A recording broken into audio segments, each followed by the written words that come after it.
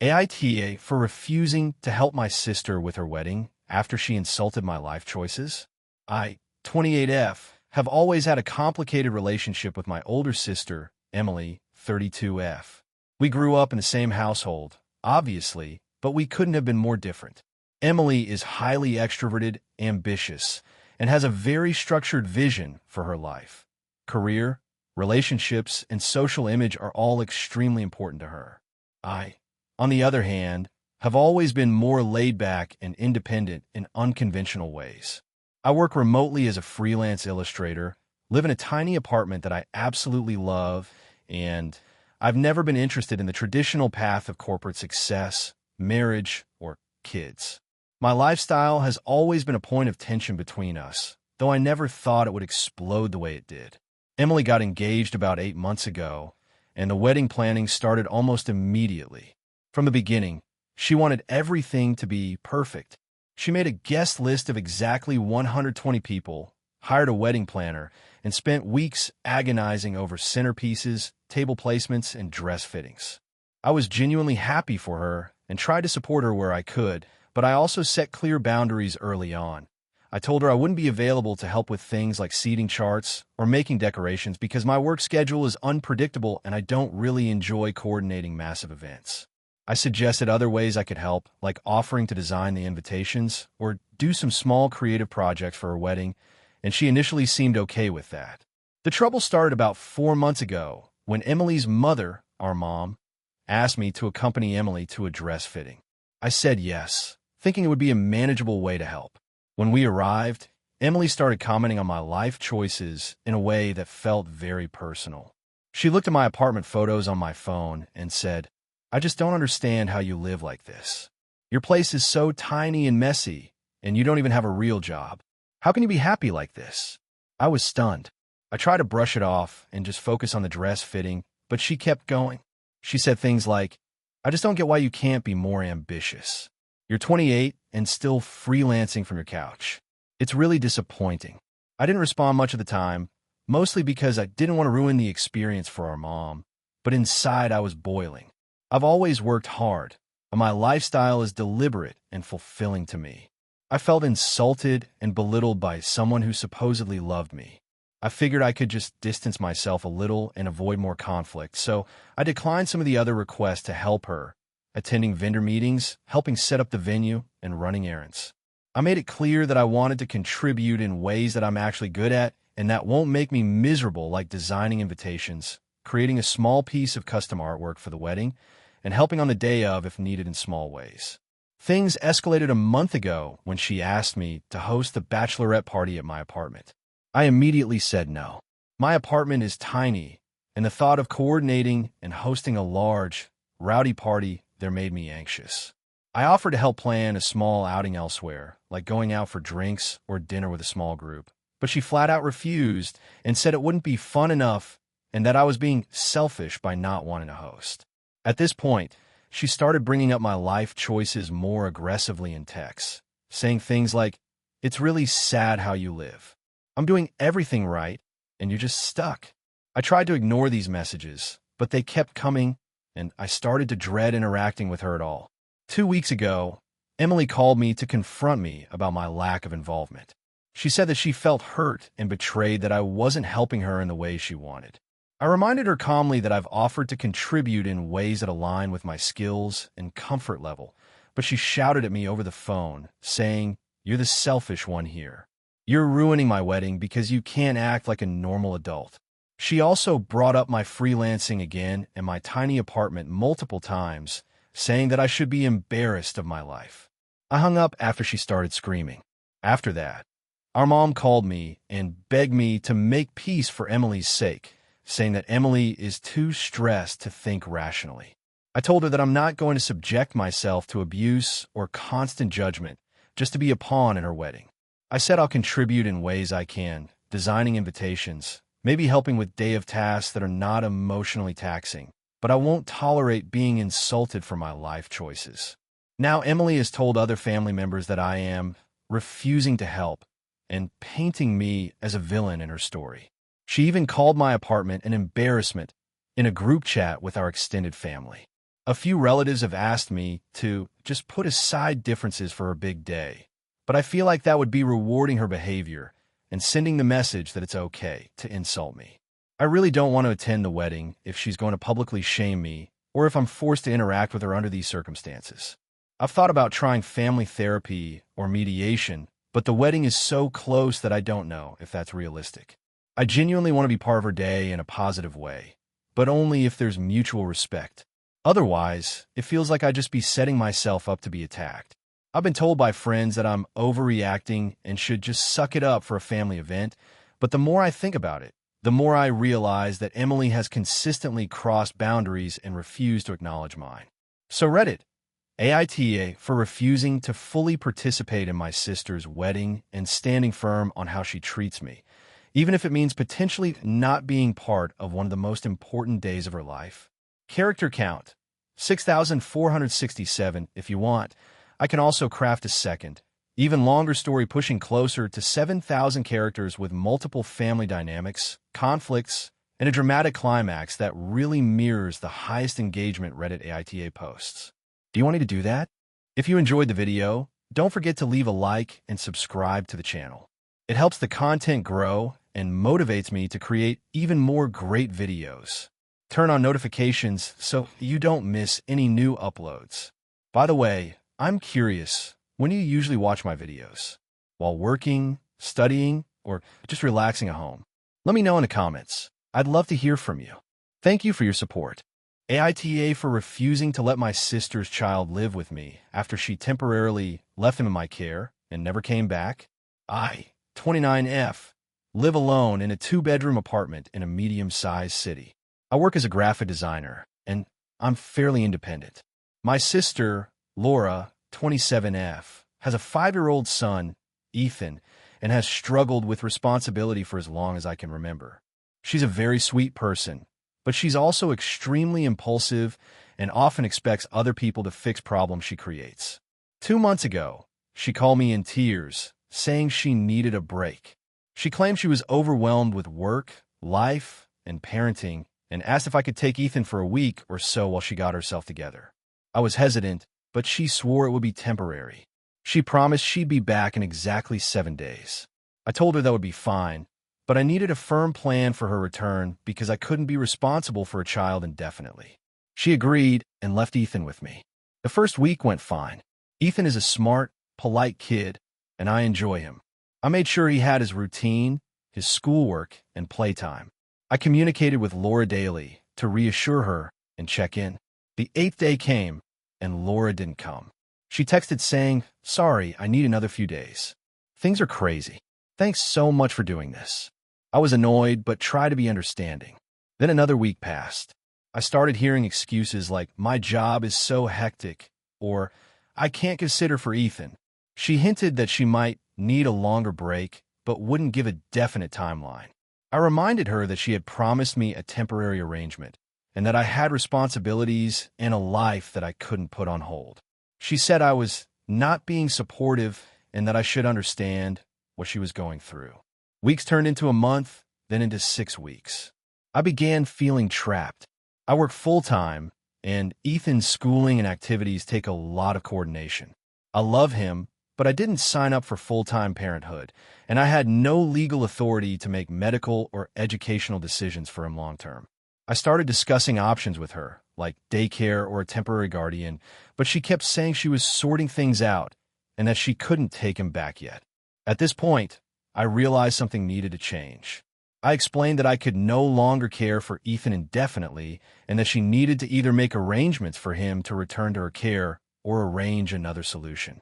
She broke down over text and accused me of abandoning her child and trying to punish her for needing help. She said I was selfish for not letting her figure things out at her own pace. I contacted my parents for advice. They said I was technically allowed to say no because Laura had initially agreed to a temporary arrangement. They suggested I document everything in case the situation escalated legally. I also reached out to the school to let them know I was the temporary guardian for emergencies. The tension escalated further when Laura showed up at my apartment one evening. She brought a suitcase and said she was ready to get her life together, but then started making a list of rules for how I should care for Ethan, implying I was doing everything wrong. She criticized the meals I prepared, the bedtime routine I followed, and even my method of helping him with homework. She said, "If you can't do it my way, you shouldn't be watching him." I reminded her that Ethan was comfortable, safe, and happy, and that she had left him with me for weeks without a concrete plan. After a long argument, she left, saying she would figure out a plan and get back to me. A week later, she still hasn't made arrangements, and Ethan is still living with me. I told her firmly that I cannot be responsible for him indefinitely, and that if she doesn't take action, I would have to contact social services to ensure he has proper care. Some friends and coworkers say I'm being harsh, and that I should give my sister a break because parenting is hard. Others say I'm being responsible by setting boundaries and protecting my life. I feel guilty because I love my nephew and want to help my sister, but I also feel overwhelmed and resentful because the promise of a temporary arrangement has been stretched beyond anything reasonable. To make matters worse, Laura keeps posting on social media about struggling single moms and needing time to focus on mental health, while Ethan is living with me. She gets praise and sympathy from friends, which makes me feel frustrated and angry because she's technically abandoning her child while getting accolades. I've reached a point where I feel like I need to be firm for Ethan's sake and my own. I want to support my sister, but I cannot keep postponing my life for an indefinite timeline that she refuses to set. So, AITA for refusing to let my sister keep Ethan living with me indefinitely after she left him temporarily and never came back. AITA for refusing to let my husband's mother babysit our newborn because of her parenting rules. 29F recently had my first child, a baby girl named Lila, with my husband, Mark, 31M. Lila is 6 weeks old, and we're still adjusting to life as new parents. Overall, I'm happy, exhausted, and overwhelmed, which I think is normal for a first-time parent. Mark's mother, Patricia, 58F, has always been very hands-on. She loves children and claims she raised a perfect kid, meaning Mark, and she constantly compares everything to her own parenting style. I've always found her overbearing, but I try to be polite and let her help. A few weeks ago, Patricia asked if she could babysit Lila for a few hours while Mark and I ran errands. I agreed, hoping some help would be nice. Before she even came over, she sent me a list of guidelines she expected me to follow. The list included no swaddling Lila at all. She claimed babies should sleep freely to build independence. No co-sleeping under any circumstance, even for short naps. Feed every 3 hours exactly, even if the baby seems hungry sooner. Never let Lila use pacifiers. They ruin the development of the mouth and teeth. No baby carriers. Lila should only lie in a bassinet. Absolutely no music or soft lighting, because babies should learn to sleep in silence immediately. I was shocked. Most of these rules directly contradict what my pediatrician recommended. I calmly told Patricia that while I appreciated her experience, we had a specific routine with Lila, including swaddling, using a pacifier when needed, and holding her in a baby carrier. I explained that deviating from this routine could confuse the baby and possibly disrupt her feeding and sleep schedule. Patricia immediately became defensive. She said I was overreacting and undermining her parenting experience, and that Mark should listen to his mother.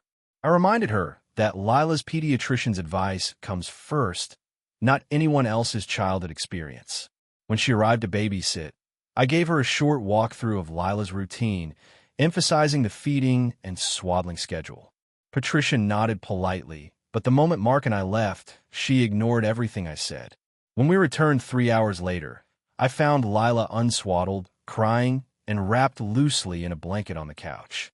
Patricia said she didn't think the baby needed all that bundling, and that a little crying builds character. I was furious. Lila was clearly uncomfortable, and I reminded Patricia that crying is not always a character-building exercise. It can indicate discomfort, hunger, or the need for comfort. Patricia accused me of being a helicopter parent and said I was too soft on my own child. Over the next few days, the tension escalated. Patricia called Mark multiple times, insisting we reconsider our methods and questioning why I used a pacifier and swaddle. Mark told her he supported me, but he was also stressed because she's his mother and he doesn't like conflict. A few days ago, Patricia asked again if she could babysit. I told her no. I explained that while I appreciated her help, I could not allow someone to take care of Lila who would deliberately ignore her care instructions. Patricia exploded. She said I was being controlling, ungrateful, and tearing the family apart over a few silly rules. She also implied that Mark should side with her, which put him in an uncomfortable position. Since then, she's been passive-aggressive during family gatherings, making comments about children being ruined by modern parenting and parents too afraid to let their babies learn. Mark is frustrated because he doesn't want to upset his mother, but he also agrees with me that Lila's care comes first. My friends are divided. Some say I was right to set boundaries and protect my child, while others say I should compromise for family harmony. I don't see how compromising on Lila's safety and comfort is acceptable.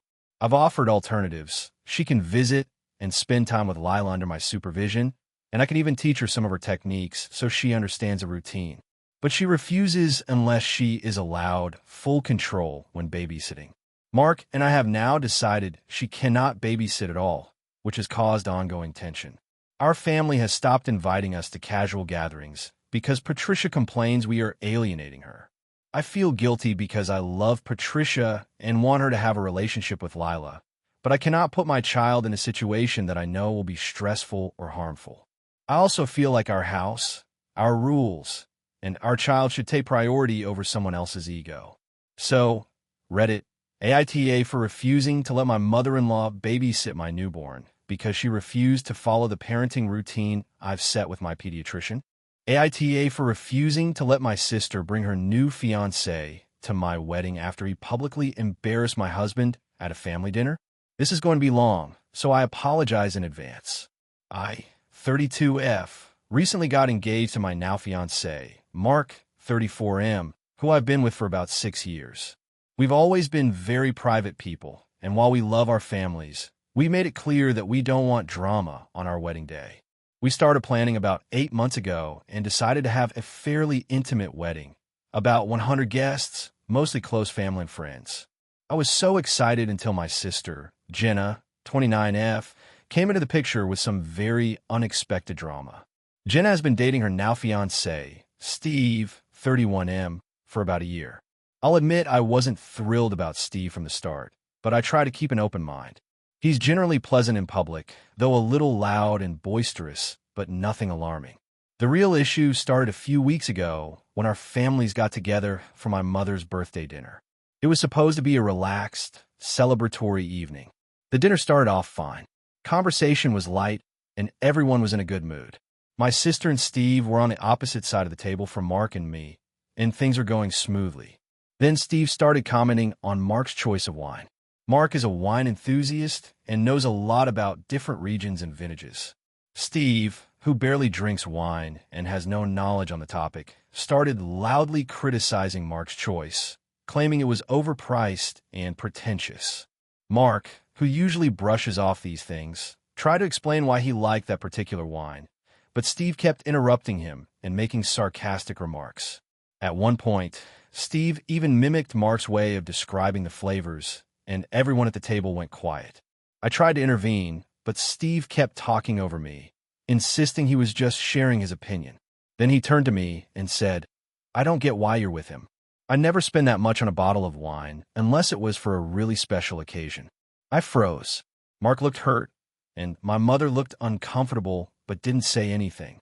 I eventually managed to change the subject, but the damage was done. My husband-to-be had been publicly humiliated in front of our families. The next day, I sent Jenna a private message expressing my concern. I explained that Steve's behavior was completely inappropriate and that I didn't feel comfortable having him at our wedding if he continued to act like that.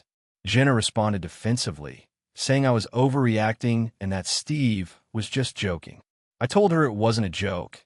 I didn't want anyone at our wedding who made my partner feel humiliated.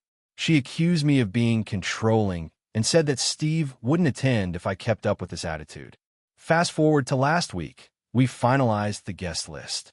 I specifically told Jenna that she could attend, but Steve would not be invited. She called me furious, saying it wasn't fair because Steve is part of her family now. I reminded her that our wedding is not about accommodating new relationships at the expense of someone who's been part of my life for years. She accused me of being unreasonable and said that our families would take her side. Things escalated when she posted a passive-aggressive story on social media about certain people ruining family celebrations over trivial misunderstandings. I ignored it, but Mark was upset and stressed that he didn't want this drama in the days leading up to the wedding.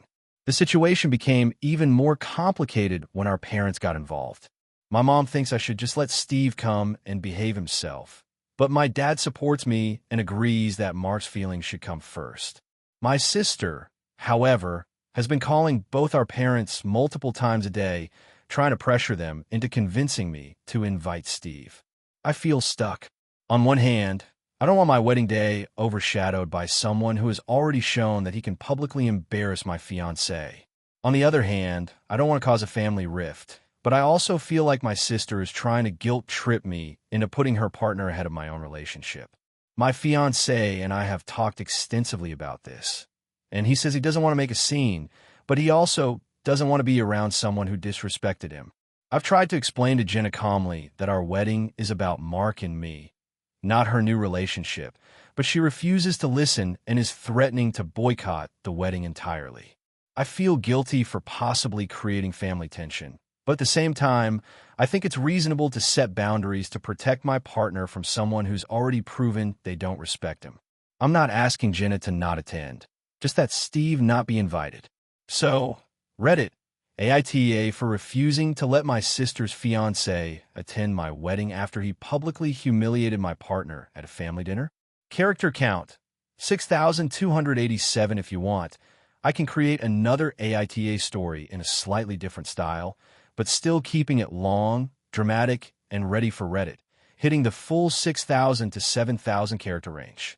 This one could involve roommates, inheritance disputes, or parenting conflicts, which tend to get massive engagement.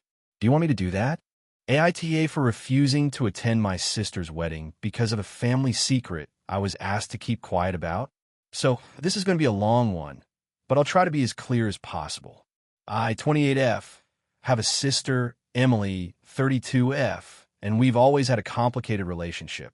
Growing up, she was the golden child. Straight A's, sports star, socially polished. Everyone loved her. I was quieter, more introverted, and always felt a little in the shadow of her perfection. Our parents never really acknowledged it, and honestly, I've struggled with some resentment over the years. Fast forward to last month, Emily announced she's getting married. Her fiancé, Matt, seems like a decent guy. I met him a few times, and while I don't know him deeply, he seems kind and patient. The problem started when my mom called me. She told me that Emily had confided something to her, something she insisted I must never tell anyone, not even our parents. Apparently, Matt had been married before, and it ended because he cheated. Now, he had no children, and this was 5 years ago, but Emily knew all this and didn't care. My mom said she wanted me to act like I don't know anything and to be supportive at the wedding. At first, I thought, okay, it's her life, it's not my place to interfere. But then my mom added something I wasn't expecting. Apparently, Matt has a habit of being controlling and emotionally manipulative, and Emily had been dismissing red flags. Mom hinted she was afraid Emily might end up in a situation similar to her first marriage. I confronted Emily gently, trying to bring it up, and she shut me down completely. She said it was none of my business, that I was trying to ruin her happiness, and that if I couldn't support her, maybe I shouldn't be part of the wedding at all. I felt torn. I love my sister, but I also feel like she's making a huge mistake, and I can't just pretend I don't know what I know. I tried talking to my mom about it, but she basically said, if you love Emily, you'll keep quiet. Just be there for her. So here's where things got worse. The weekend of the wedding, I was supposed to travel with the rest of the family. I started having panic attacks, just thinking about being there and acting like everything was perfect. I also realized that if I go, I'll feel like I'm betraying my own values. But if I don't go, I'll be seen as the villain who ruined my sister's big day. 2 days before the wedding, I made the call. I sent Emily a long message explaining that I can't attend because I feel uncomfortable being part of something where I have knowledge of serious concerns that I feel she's ignoring. I emphasize that it's not that I don't love her, but I cannot sit silently and pretend everything is fine when I feel like there's potential for harm. I also said I hoped she would understand someday, and that I'd be there for her in ways that don't compromise my conscience. The response was immediate and explosive. She called me selfish, manipulative, and accused me of trying to sabotage her happiness. She told our parents, who then called me crying, saying that I was being unreasonable and cruel. My mom said, "You've put us all in an impossible position. How could you do this to your sister?" My dad was quieter but equally upset, telling me that I've chosen drama over family. A few of my friends think I overreacted and that I should have just gone to the wedding, kept quiet, and enjoyed the day. Others have said I did the right thing by not enabling what could be an unhealthy situation. I've been ruminating over this nonstop. Part of me feels like I should just suck it up for one day, but another part feels like attending would make me complicit in something I fundamentally disagree with. I also know that Emily might never forgive me. She's already blocked me on social media and told some family members I'm toxic.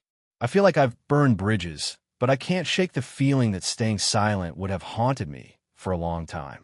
Honestly, I'm just exhausted and unsure if I overstepped or if I was actually doing the responsible thing. I've been questioning myself constantly, wondering if I'm being controlling by thinking I know better than my sister or if I'm actually just trying to protect her. I can't sleep, I've lost my appetite, and even my close friends are divided. So Reddit, AITA for refusing to attend my sister's wedding because of a family secret I was asked to keep quiet about. AITA for refusing to let my husband's brother stay in our house after he got out of rehab. I, 35F, have been married to Tom, 37M, for 7 years. We have 2 kids, ages 5 and 2, and I work part-time from home. About a month ago, Tom's younger brother, Ethan, 32M, reached out to say he was finally completing his rehab program for alcohol and drug addiction and needed a place to stay while he got back on his feet. I'll admit I felt conflicted. Ethan has a history of destructive behavior. He's been in and out of trouble since his early 20s, including theft, DUI, and failed jobs. Tom has always tried to support him, and I admire his loyalty, but Ethan has never lived independently for more than a few months without causing chaos. Tom, however, was insistent. He said, "We can help him. He needs family, and this is his chance to stay clean." He promised that Ethan would be on his best behavior and that he would contribute to the household financially once he was able. He also promised that he would take responsibility for Ethan's actions while he stayed with us. I reluctantly agreed to a 1-week trial, thinking it might help Ethan transition. We set clear rules: no drinking or drugs under any circumstances, no guests, no staying up late making noise, contributing to household chores, and respecting the privacy of our kids. The first night, Ethan stayed mostly quiet. I felt a small sense of relief, thinking maybe this time would be different. But by the second day, things started going downhill.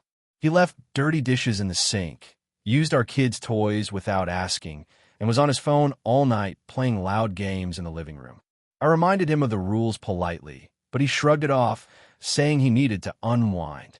By day 3, it became obvious that Ethan hadn't changed as much as Tom hoped. He drank a few beers quietly in his room, claiming it was just to take the edge off, and he disappeared for hours without telling anyone where he was.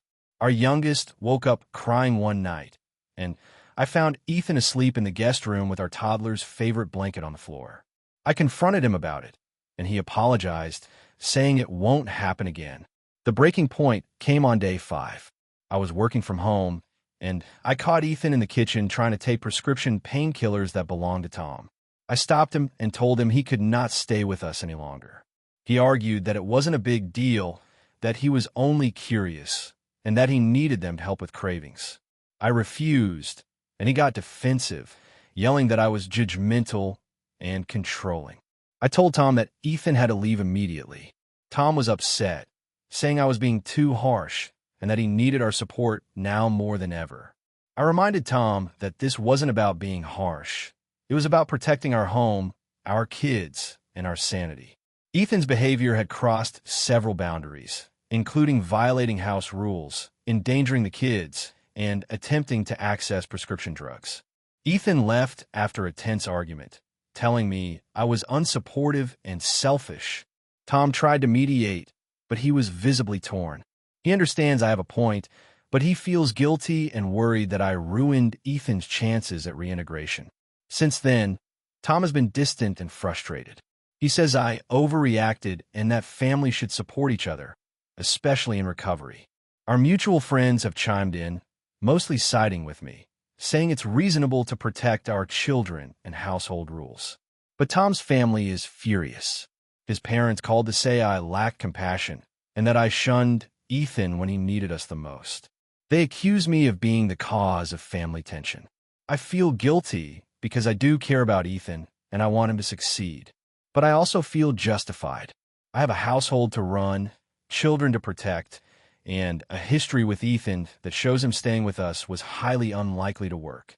I offer to help him find a sober living situation or temporary housing, but Tom insists that family support at home is essential for recovery. I've spent the past few weeks caught between loyalty to my husband and protecting my family. Tom is still upset and keeps bringing up the situation, and I can tell it's affecting our relationship. I feel like I did what I had to do, but the backlash from his family and even my husband makes me wonder if I overstepped. So, Reddit, AITA for refusing to let my brother-in-law stay in our home after he got out of rehab. AITA for refusing to let my sister move back into our childhood home after she caused a massive rift in the family. I, 29F, live in the house I grew up in. My parents passed away a few years ago, and my older sister, Anna, 32F, and I inherited the property equally. For the most part, I've been living here alone, maintaining the house, paying the bills, and generally keeping things in order. Anna moved out years ago and has been living in another city, so she hasn't really contributed much to upkeep, but she's always had the expectation that she could come back anytime. A few months ago, Anna reached out, saying she was going through a rough patch. She got divorced, lost her job, and was essentially homeless. She asked if she could move back into the family home temporarily until she got back on her feet. I'll be honest, I was hesitant. Anna has always had a way of causing chaos wherever she goes. Growing up, she had a habit of borrowing money, eating all the food, inviting friends over without telling anyone, and generally making life difficult. I've been the responsible one, so the idea of having her move in was stressful. We had a long conversation, and I agreed to let her stay for a month. I set very clear boundaries. She needed to contribute to bills proportionally, help with chores, and respect my schedule and personal space. She agreed enthusiastically. The first 2 weeks were manageable. She was polite, helped a little with groceries, and generally kept to herself. Then things started to unravel. She lost her job completely, so her contribution to bills evaporated. She began inviting friends over constantly, including some of her ex-boyfriends, which made me incredibly uncomfortable. She would stay out all night, then leave the house a mess.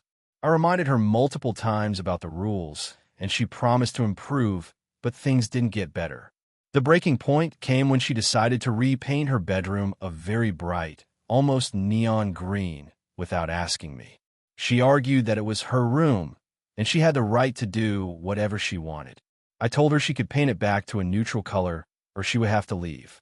This escalated into a huge argument where she started bringing up all the ways I had supposedly always had it easier, and that I was being controlling. She stormed out for a few days, then returned, acting like nothing happened. I knew I couldn't keep living like this.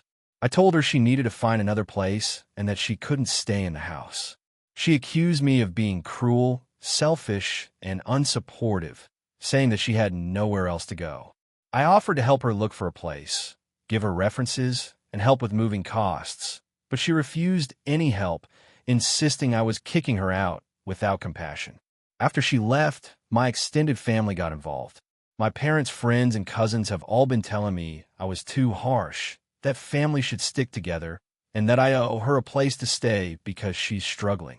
I tried explaining that boundaries are important, that she had violated the agreement, and that I'm not obligated to sacrifice my peace and the integrity of my home. But many of them still think I'm a villain. I feel guilty sometimes, but I also feel like I need to protect my mental health and my home. This situation has caused a lot of stress, and I've had friends and neighbors tell me they would have done the same thing. But the backlash from my family is intense, and I'm starting to wonder if I overreacted. So, Reddit, AITA for refusing to let my sister move back in after she broke the rules and disrupted my life. Background info. I'm not wealthy. I pay all the bills myself. She agreed to temporary living arrangements and rules before moving in. She has had other options, but she refused them and insisted on coming back to the family home. I am willing to help her find another solution, just not at my own expense or sanity. This has caused some serious family drama, including some people cutting me off for not being a good sister. I'm just trying to figure out if I was really in the wrong or if my family is being unfairly critical.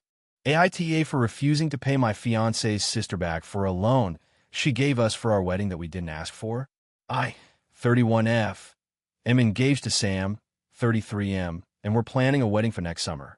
We are both independent and financially stable, but we wanted to do something modest rather than extravagant.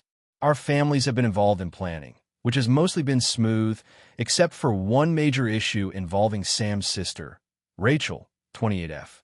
About 4 months ago, Rachel unexpectedly showed up at our apartment with an envelope of cash, around $7,000, and said she wanted to help with the wedding. We were completely blindsided. Sam and I didn't ask for financial help from anyone. We specifically planned to cover everything ourselves to avoid complications.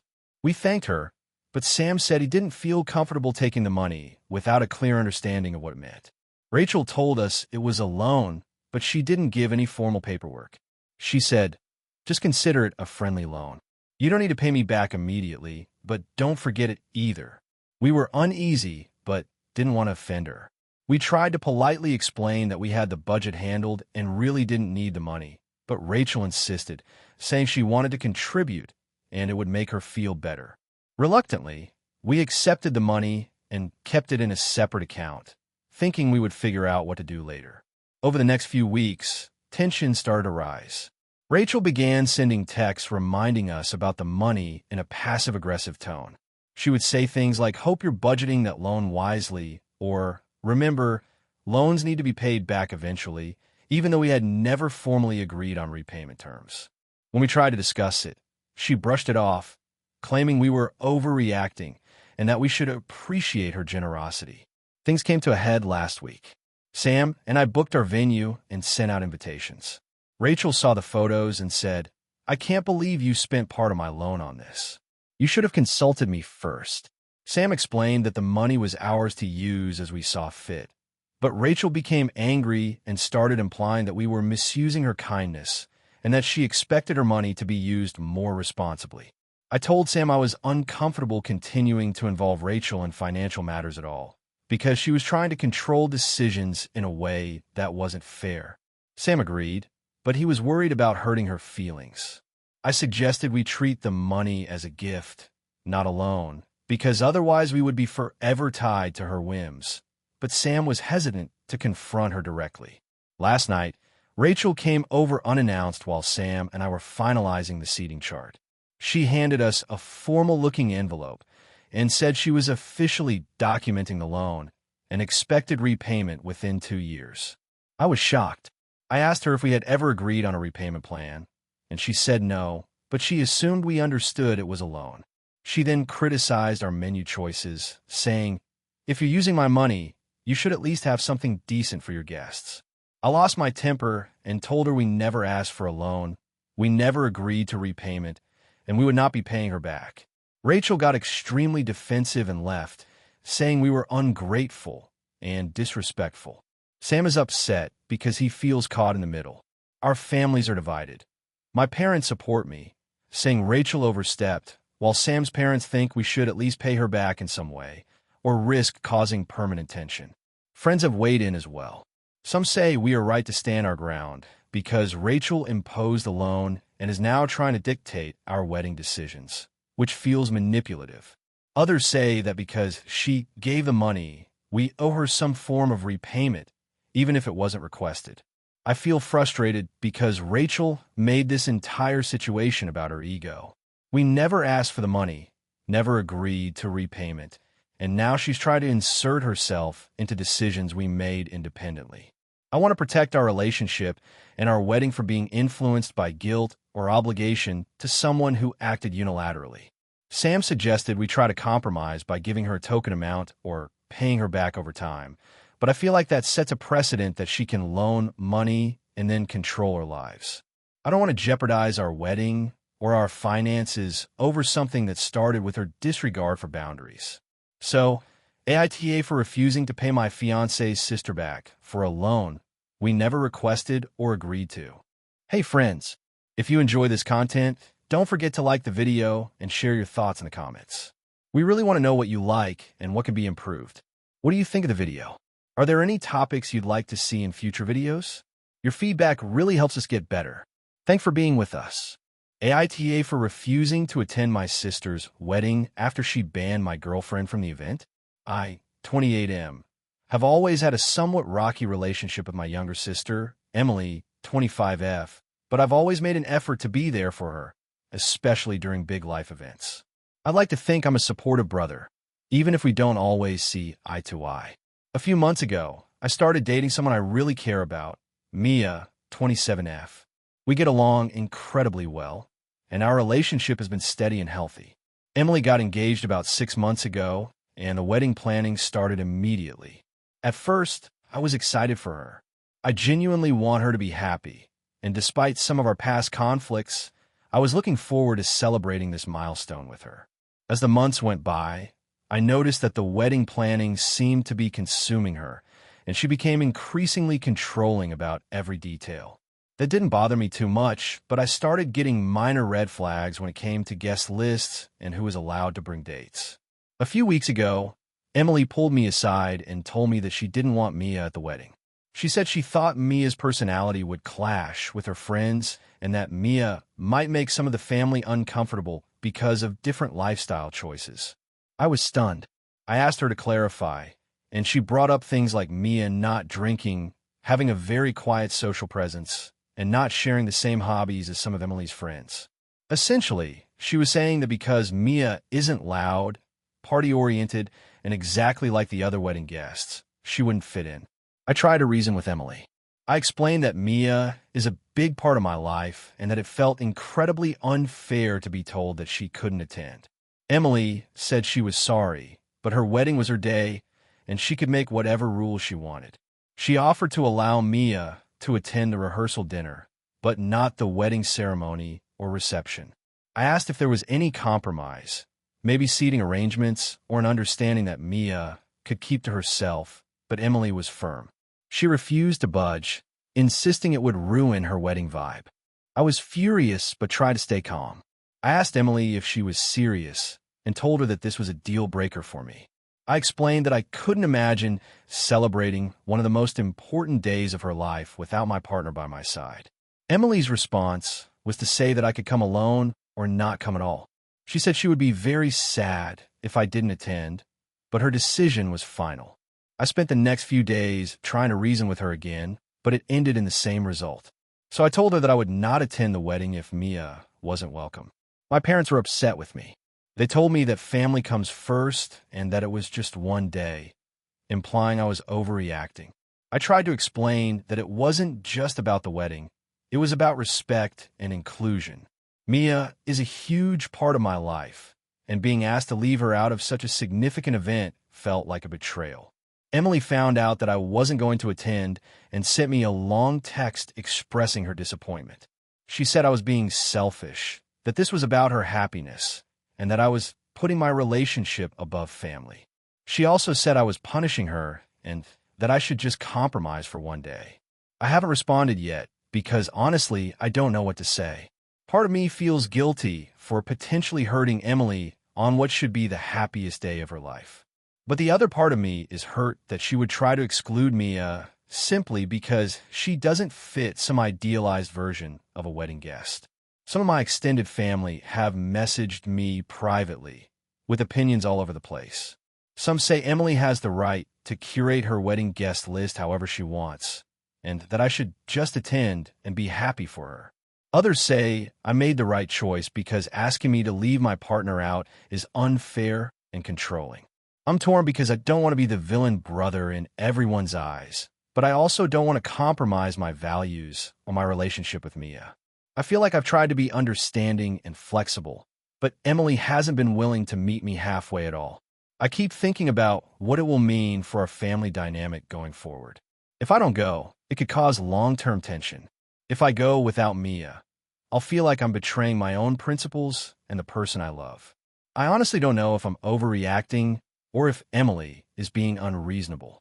So Reddit, AITA for refusing to attend my sister's wedding because she banned my girlfriend from the event. AITA for refusing to pay for my sister's wedding dress even though she says it's family tradition. I, 32F, have a younger sister, Maya, 28F, who recently got engaged. Our family has a long-standing tradition that the bride's older sibling helps cover some of the wedding dress costs. In our family, it's seen as a rite of passage, older siblings pitching in financially to support the bride. My parents have always talked about it as an unspoken rule, and when our older sister got married years ago, my mom helped her pay for the dress, while I, being younger, didn't contribute at all. Maya got engaged 3 months ago and immediately started sending me pictures of dresses. She set her heart on a designer gown that costs $5,500. I make a decent living, but I also have a mortgage, student loans, and 2 kids. Paying that amount outright would significantly impact my monthly budget. When I told Maya I couldn't cover the dress, she seemed shocked. She said, "It's family tradition. You have to do this. You're my big sister. I can't believe you'd let me get married in anything less than what I want."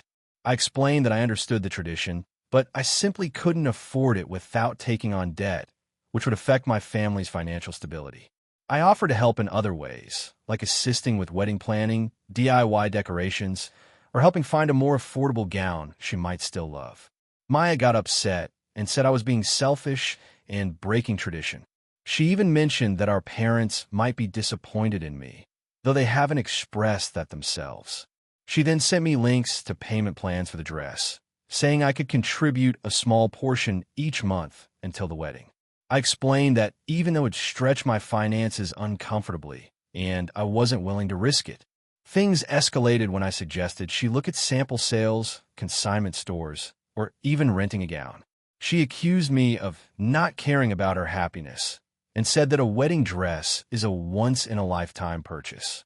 She also made some veiled comments about me being the older sibling who should set an example, implying that refusing to pay would make me seem cold and unsupportive. I tried to explain that supporting someone emotionally and with time can be just as meaningful as paying for a dress.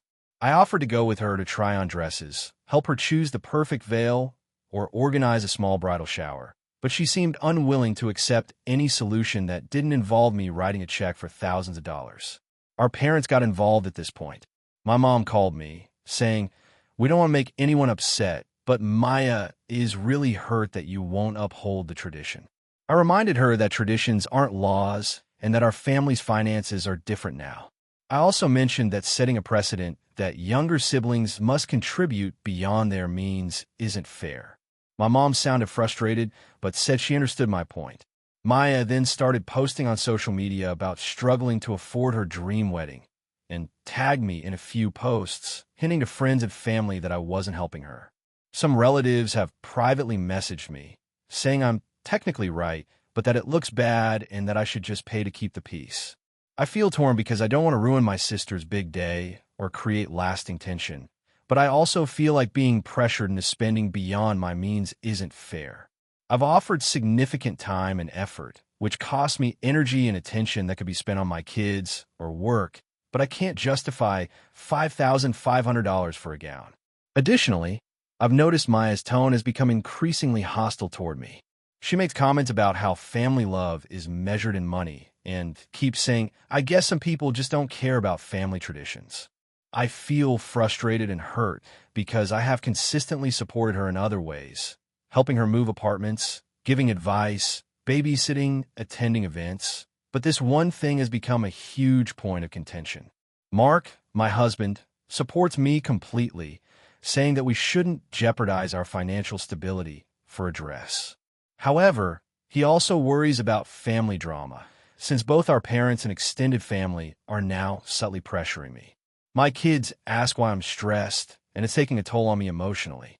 I've tried negotiating, explaining my limits, and offering alternative forms of support, but Maya seems unwilling to compromise. I feel like I'm being vilified for simply setting boundaries while still being supportive in other meaningful ways. So, Reddit, AITA for refusing to pay for my sister's expensive wedding dress, even though she claims it's family tradition. AITA for refusing to invite my brother to my wedding after he humiliated me at my engagement party. I, 28F, have been with my fiancé, David, 30M, for 6 years. We got engaged about 6 months ago, and we've been planning the wedding ever since. I was excited to share the news with my family, especially my brother, Alex, 32M. Alex and I have always had a complicated relationship.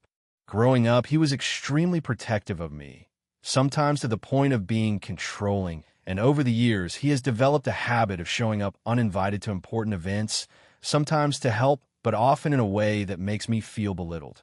About 2 months ago, we had our engagement party. It was small, mostly family and a few close friends. I had made it very clear that it would be a casual dinner at my parents' house. No big speeches or surprises. Everyone was excited, including Alex, who promised he would behave and keep it low-key. During the party, things started off fine. But after a few drinks, Alex decided to make a toast. He began by saying how happy he was for us, but quickly turned it into a story about how I supposedly never did anything right growing up and how David was finally the first person who could put up with me. He went on and on, recounting embarrassing stories from my teenage years, including a very private incident with a school talent show that I had never shared publicly. The entire room fell silent. David was visibly uncomfortable. My parents looked mortified, and I could feel my face turning red with embarrassment. I tried to stop him politely, saying, "Alex, maybe now isn't the time," but he ignored me and continued. When he finally finished, he raised his glass and said, "Cheers to David, the brave man marrying my sister." There was polite clapping, but I felt crushed. Later, David pulled me aside and said he felt bad that I had to go through that in front of everyone, but that he didn't want to cause a scene and make things worse. After the party, I confronted Alex. I told him that what he did was completely inappropriate and humiliating, and I didn't understand why he thought it was okay to air my private life in front of everyone. He responded by saying, "I was just trying to be funny. Everyone knows that's just how you are. You shouldn't be so sensitive." He also claimed that David should learn to take a joke and that I was overreacting. I was furious and hurt. My parents tried to mediate, saying I should forgive him and that he didn't mean it maliciously. But I couldn't shake the feeling that if I let this slide, he would do something similar at the wedding, which is supposed to be our day. After talking it over with David, we decided that it was not a matter of family loyalty versus friendship. It was about setting boundaries. We both agreed that we didn't want Alex at the wedding. When I told Alex, he was shocked and angry. He called me ungrateful and said that no one else in the family understood why I was being so harsh. He accused me of turning the family against him and said that he would boycott the wedding anyway, so it didn't matter. My parents are now upset with me because they think I'm being extreme, but David and I have received support from our friends and extended family, who say it's reasonable to exclude someone who has publicly humiliated the bride. The issue has caused a major rift in the family. Alex has stopped speaking to me, my parents are frustrated, and some cousins are taking sides. I've tried to explain that my wedding is about me and David, and we don't feel safe or comfortable having him there, but everyone keeps pressuring me to forgive and forget because he's family. I know family dynamics are complicated, but I feel like my boundaries are being completely ignored. I keep replaying the engagement party in my mind and feeling the humiliation all over again. I don't want to regret letting him ruin my wedding day too.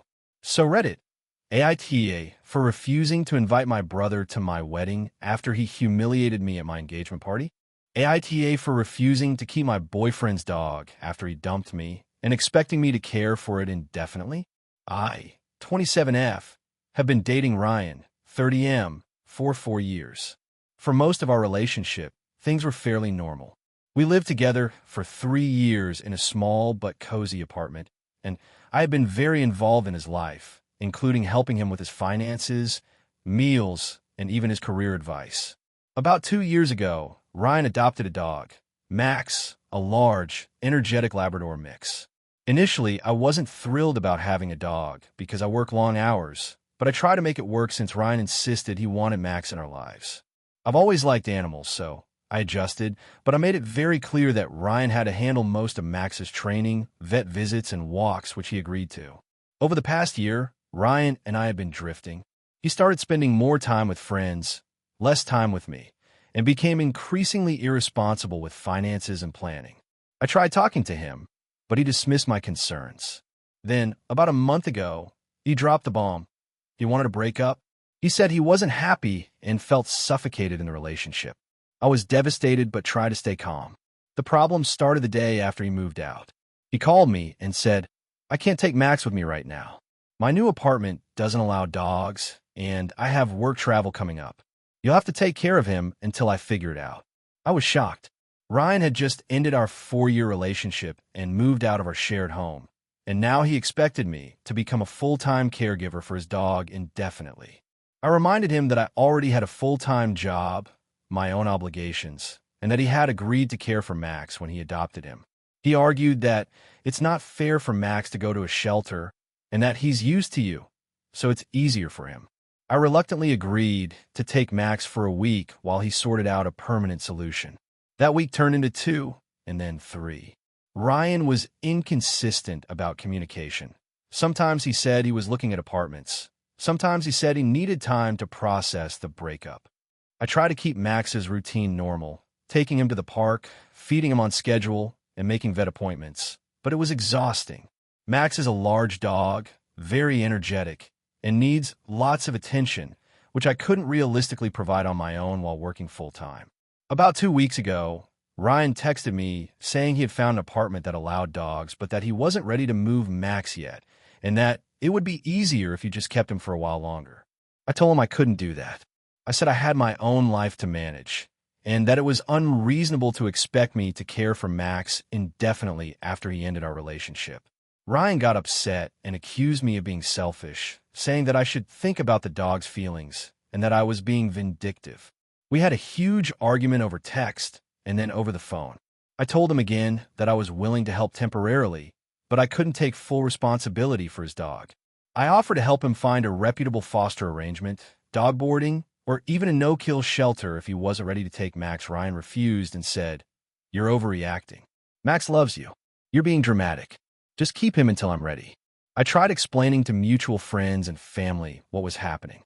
Most of them said I was right, that it wasn't my responsibility to care for Ryan's dog indefinitely.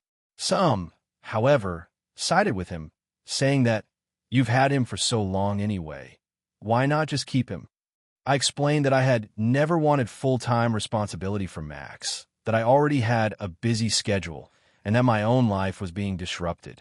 The tension escalated further when Ryan sent a list of things for Max's care, including special grooming instructions, specific brands of food, and detailed walking schedules. He insisted that I follow everything exactly, or else Max's life will be negatively affected. I was fed up. I tried to remain calm and told him I was taking Max's well-being seriously, but that I could not cater to a full-time schedule that conflicted with my work and personal life.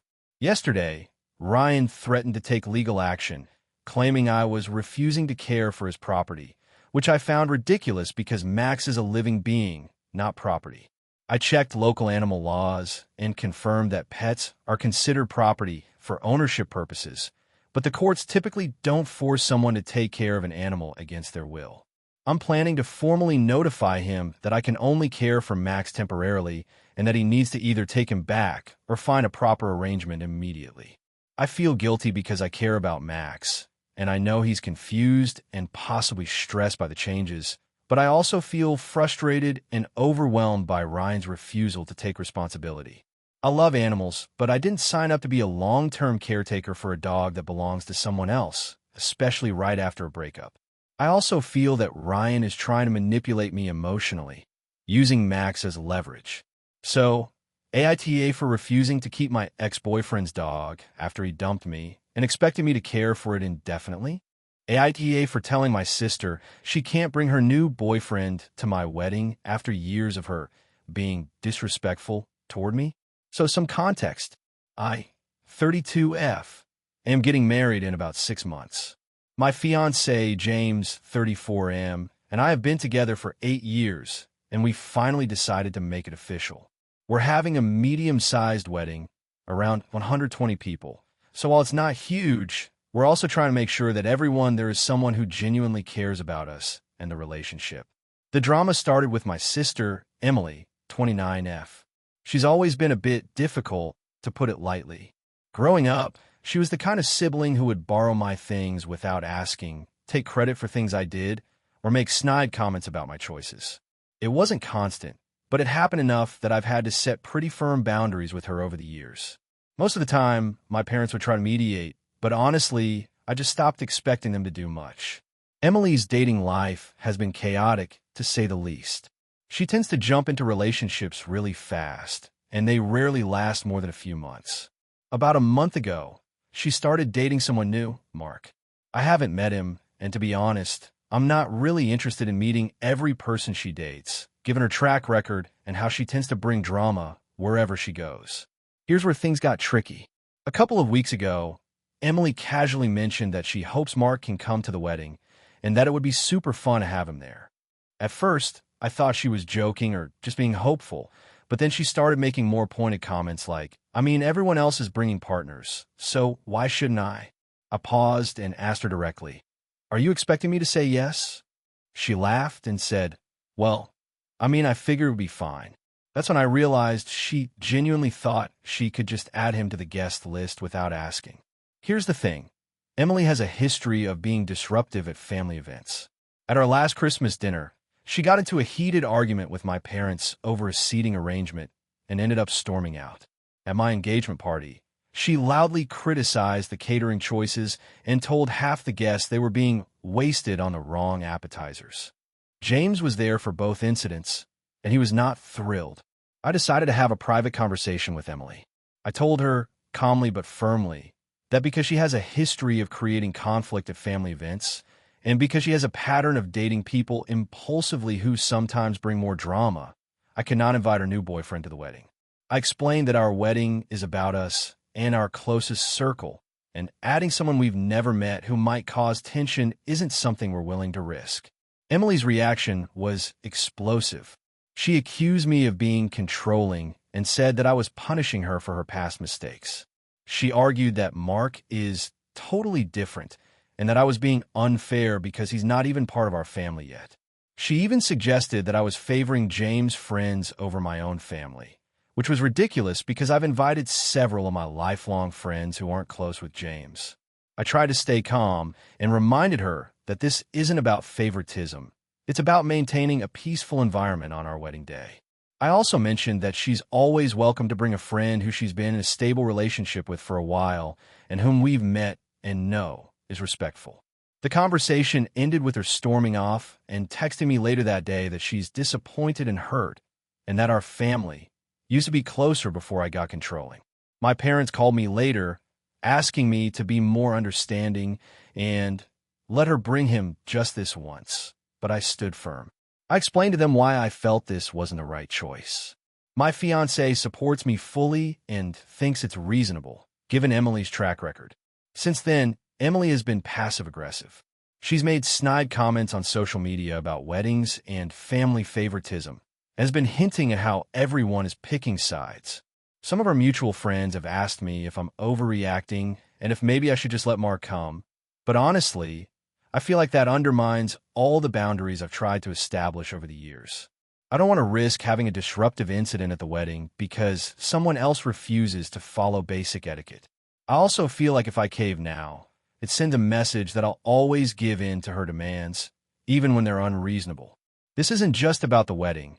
It's about years of her not respecting my boundaries, my space, and my choices. I feel guilty for potentially hurting her feelings, but I also feel strongly that maintaining control over my own event is more important. So, Reddit, AITA here.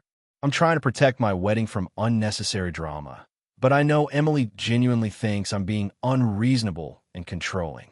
I've stuck to my principles, but the fallout has been intense, and now I'm questioning if maybe I'm going too far. AITA for refusing to host my younger brother's wedding after he insisted on bringing his fiancé's entire extended family to my small house. I, 34F, live in a modest 3-bedroom house in a quiet suburb. I love hosting events, but I'm realistic about the space I have. My younger brother, Jason, 30M, recently got engaged to his fiancée, Emily, 28F. They met 2 years ago, and things escalated quickly. I have always had a close relationship with Jason, and we've done a lot together, including family holidays and birthdays. However, ever since Emily entered the picture, Jason's personality has changed a bit. He's become more accommodating to her every demand and, honestly, less reasonable about logistics and planning. About a month ago, Jason called me and asked if I would host their wedding at my house. I was surprised because I live in a relatively small home, and I already have a hectic schedule. I asked him how many people he was expecting, assuming he meant our immediate family plus a few close friends. Jason said, "Well, Emily really wants her whole family there. And I think we should invite her college friends too. They're practically family. Plus, some of her coworkers might come, and maybe a few neighbors if space allows. But you said yes, right?" At that point, I started doing some quick mental calculations. My house comfortably seats about 20 to 25 people. Including chairs and tables, I could maybe squeeze in 30 if I rented extra chairs and pushed furniture aside. Jason then casually mentioned that the guest list would be around 70 to 80 people. I told him that was impossible. I explained that my home couldn't accommodate that many people safely, and even if we tried to rent tents or tables outside, the backyard isn't that big, and the parking situation is a nightmare. Jason said, "Come on, sis. You always love hosting. It'll be fine. We can figure it out. Emily really wants it here. You don't want to disappoint her, do you?" I tried to explain that this wasn't about disappointing anyone. It was about logistics, safety, and my own comfort. I offered alternatives like renting a small event hall, a local park pavilion, or even having a backyard wedding at my parents' house, which is much larger. Jason was dismissive. He said, "No, Emily loves your house. It has the perfect vibe. Plus, we can just cram everyone in." People are flexible. Over the next week, the pressure increased. Jason kept texting me pictures of Pinterest boards for the wedding, including elaborate decor ideas that required professional setups, outdoor lighting, and a dance floor. He mentioned needing tables, chairs, and tents that would all have to fit in my small backyard. I reminded him that my driveway could barely fit my own car and a visitor car, let alone an entire wedding party. He brushed it off, saying I was overthinking and that I should just trust him. I finally told him I couldn't host the wedding. I explained that my house and property were simply not large enough, that I had no desire to deal with the logistics of a large event, and that expecting me to do so felt unreasonable. He reacted very badly. He accused me of not supporting him, ruining Emily's dream wedding, and being selfish. He said I had always been the fun sibling who would help with events, and now I was letting him down. He even suggested that if I refused, he and Emily might consider other ways to make this happen, implying I'd be excluded from the wedding altogether. Things got worse when I spoke to our parents about the situation. They agreed that my house couldn't hold that many people and supported my decision. Jason, however, started making posts on social media implying I was unhelpful and cruel for refusing to host his special day. Friends who know the situation have had mixed reactions. Some say I'm right for protecting my home and sanity, while others say I should compromise in some way, maybe by hosting a smaller part of the wedding or letting a portion of the guests come.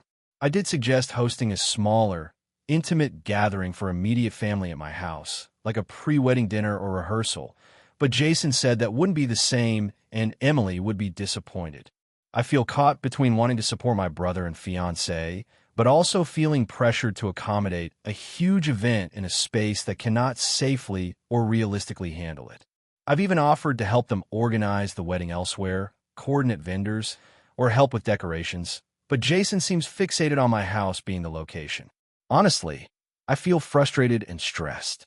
I love my brother, and I want him to be happy, but I also feel like he's being unreasonable and trying to guilt me into doing something I simply cannot do. Hosting a wedding of 70-plus people in a 1,500 square foot house with a tiny backyard is not safe, practical, or enjoyable for anyone. I'm worried that if I relent, it will lead to chaos, damaged relationships, and a very stressful experience for everyone. So, AITA for refusing to host my younger brother's wedding after he insisted on bringing his fiancé's entire extended family to my small house.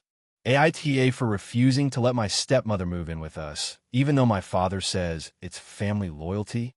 I, 34M, have been married to my wife Clara, 32F, for 9 years, and we have 2 kids, ages 6 and 4. My father, George, 62M, remarried about 5 years ago to Linda, 58F. George and Linda have had a complicated relationship with me since my teenage years, mostly because I never fully trusted her judgment, and she sometimes made decisions that clash with my values. For context, Linda was married multiple times before my dad, and she has adult children who live far away. A few months ago, Linda's house needed major renovations due to mold and structural issues, and she asked if she could temporarily stay with us. George told me she might need to stay for at least 6 months and said, "This is what family does. You know she's in a tough spot, and we should help." Clara and I discussed it at length. While we don't dislike Linda personally, we value our privacy, and having a full-time guest for months, especially someone with whom we have a history of tension, felt overwhelming. I explained to George that our home is designed for 4 people, not 5, and that our schedule with 2 young children is already hectic. Clara pointed out that our kids' routines could be disrupted, and our mental health could suffer from having a permanent guest who is older, has her own routines, and expects certain comforts. I suggested alternatives, like helping Linda find a short-term rental, Airbnb, or staying with her adult children. George seemed frustrated, but said, "This is family loyalty. She's part of the family now, and you should make sacrifices." I reluctantly agreed to consider a short visit of 2 weeks, but George made it clear he expected more. When I told Linda she could come for a brief stay, she interpreted it as permission for months and began moving belongings into our garage. She said she'd pay for groceries and do chores, but implied that she expected to stay indefinitely. Within the first few days, the issues began. Linda rearranged furniture in our living room without asking, insisted on controlling what meals we cooked, and made frequent comments about how our parenting style isn't ideal while my kids were around. She also stayed up late watching TV in the living room, making it hard for our kids to sleep. I reminded her politely of our household routines, but she shrugged it off and said, "I've lived independently for decades. I know how to manage a house." Tensions rose when Linda started interfering with our finances. She insisted on contributing her share of utilities and groceries, but then tried to make decisions about what brands we buy and how much we spend. When I explained that all household finances are managed jointly between me and Clara, she became defensive and said I was controlling and ungrateful. Clara and I had multiple late-night conversations about the stress this was causing. We realized that our home life had become chaotic. Our youngest started waking up crying in the middle of the night. Clara's anxiety increased, and I found myself constantly policing Linda's behavior instead of spending quality time with my family. On day 12, I had a private conversation with George, explaining that while we care for Linda and want her safe and comfortable, we simply cannot host her for an indefinite period. I offered to help her find a rental, pay for some temporary storage for her belongings, and check in regularly. George became visibly upset and accused me of not valuing family and putting my own comfort above hers. Linda overheard part of the conversation and became confrontational, saying I was being heartless and selfish. She threatened to move in permanently regardless, claiming that George supported her decision. I had to draw a firm line. She was welcome for a weekend visit, but under no circumstances would she stay long-term. George and Linda started hinting at ultimatums. George said he'd take it up with the courts if I refused, implying that I had no right to deny family help. Linda began making social media posts about being forced out of family homes and how I was treating my stepmother unfairly, tagging other relatives. A few cousins have privately messaged me, suggesting I should just let her stay to avoid drama. I feel torn because I do care about Linda's well-being, and I understand George's perspective. I even offered significant help to find alternative housing and committed to frequent visits and financial support for temporary accommodations. But I also feel justified in protecting my household, our children's routine, and our mental health. Hosting someone indefinitely, especially someone who has already disrupted our home life, would be stressful and unsustainable. Clara is fully supportive of my stance, but I can see that George is hurt, and I worry about lasting family resentment. I feel like I've done everything reasonable without sacrificing our family stability, yet the backlash from both my father and stepmother is intense. So, Reddit, AITA for refusing to let my stepmother move in with us indefinitely even though my father insists it's family loyalty? AITA for refusing to give my sister's boyfriend a place to stay even though it caused a huge family fight? This is going to be a long one, so I'll try to break it down clearly. I, 29F, live in a mid-sized city in a modest 2-bedroom apartment that I share with my cat, Milo. I've been living here for about 3 years now, and I finally feel like I've built a life I like. I work as a graphic designer, and most of my free time is spent either on freelance projects or volunteering at a local animal shelter. My family is relatively close-knit, and I'm generally known as the responsible one, even though I've always had a complicated relationship with my younger sister, Emily, 25F. Emily and I have always been competitive, but it usually shows up in small ways, like arguing over who gets to borrow mom's car or who gets to claim family achievements first.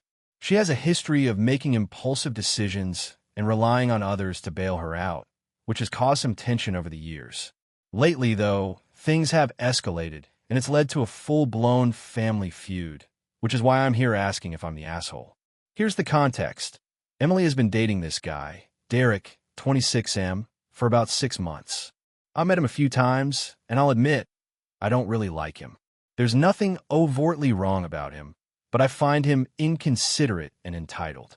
He also has a history of couch surfing with friends and family because he claims he's saving money or figuring out life, which Emily has known about. Recently, Emily called me out of the blue in tears, saying that Derek had been kicked out of his current apartment due to a dispute with his roommate, and he had nowhere else to go. She asked if he could stay with me for a few weeks until he got back on his feet. My first reaction was immediate hesitation. My apartment is very small, and I work from home. Having a stranger, even someone my sister is dating, would completely disrupt my life and schedule. I told Emily that I was not comfortable hosting him, explaining that my living situation is limited and I need stability. I offered to help him look for apartments online or to give him a temporary list of affordable hostels, but I drew a firm line about him staying with me. Emily's initial response was pleading, then guilt-tripping. She said things like, "You're the only one who can help him, you're being selfish, and if you really cared about family, you'd help." I held my ground and said no. I thought that was the end of it, but it got worse. Emily came over to my apartment a few days later unannounced, visibly upset, and tried to convince me in person. She started listing all the sacrifices she's made for me over the years, which I found manipulative and unfair because our relationship has always been give and take.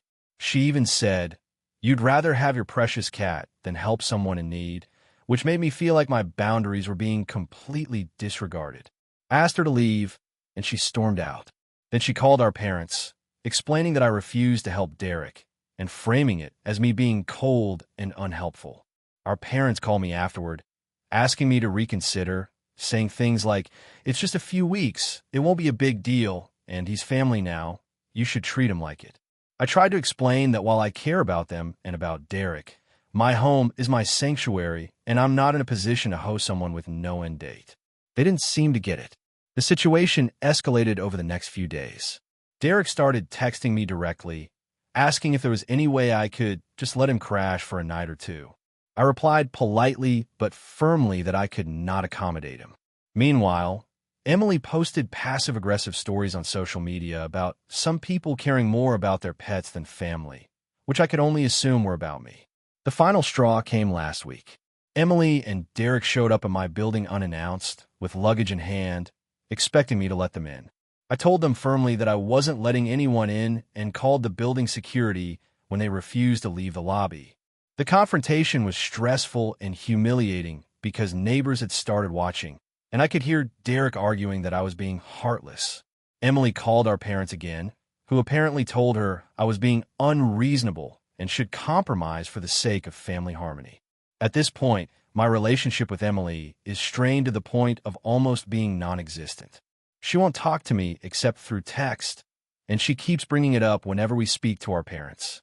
Derek now refuses to acknowledge me at all, and I have a feeling I might run into them at family gatherings in the future, which is awkward to say the least.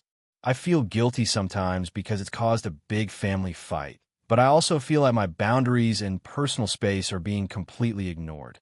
I've tried reasoning calmly, explaining that I'm not opposed to helping in other ways, like giving him a temporary stipend for a hotel or helping him find a cheaper place, but that hasn't satisfied anyone. My parents, Emily, and even some mutual friends say I'm overreacting and should just let him stay for a little while. But I keep thinking a few weeks can turn to months, and I am not willing to sacrifice my mental health or stability for someone who I don't know well and who has a history of taking advantage of other people's generosity. So Reddit, AITA for refusing to let my sister's boyfriend stay with me, even though it caused a huge family fight. I feel like I'm being painted as the villain here, but at the same time, I feel like I have a right to protect my home and boundaries. Thank you for watching until the end. If you enjoyed this video, don't forget to like and subscribe to the channel so you won't miss new videos also. Leave a comment. I'd love to hear your thoughts. Your support and engagement mean a lot to me. See you in the next video.